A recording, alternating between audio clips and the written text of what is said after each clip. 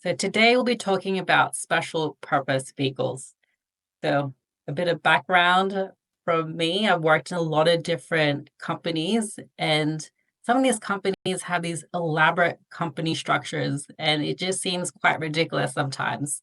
And right here, I have an example of a social infrastructure PPP project.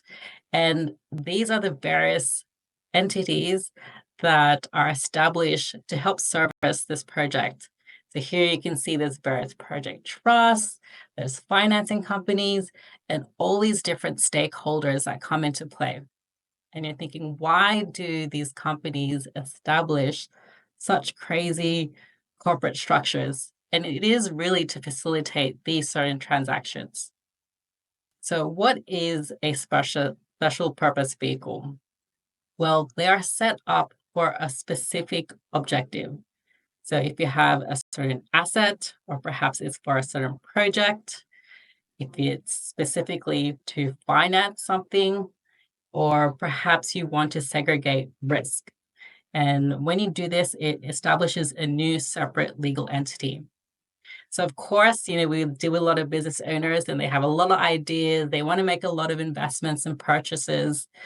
And so, the potentially what they might do is start accumulating it within the same entity.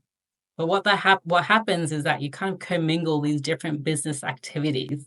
You commingle certain risks. So what you can do is actually break out or create new entity structures with a specific purpose in mind. So some examples and benefits of SPVs include project financing. So for infrastructure projects, you would have these different structures in place to minimize certain risks.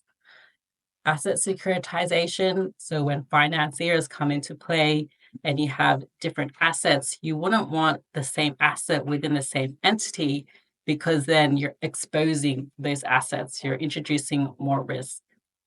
It also facilitates real estate investments, so it allows different investors to pool their funds together and invest in a larger asset. It also facilitates joint ventures as well. And when different parties come together, it allows certain governance and profit sharing structures to come into play.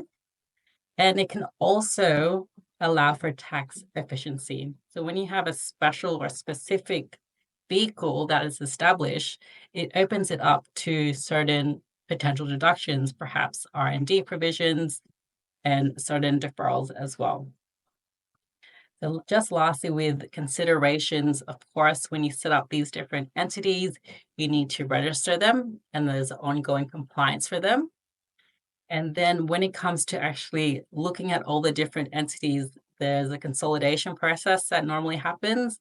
And so your reporting might become quite complex, but it's also very necessary for stakeholder transparency. So going back to this entity structure, again, you might think it's becoming quite complex. But for example, for this financier, they're only really concerned about getting their funding back. So they're only really concerned about repayments and the income that's servicing that debt.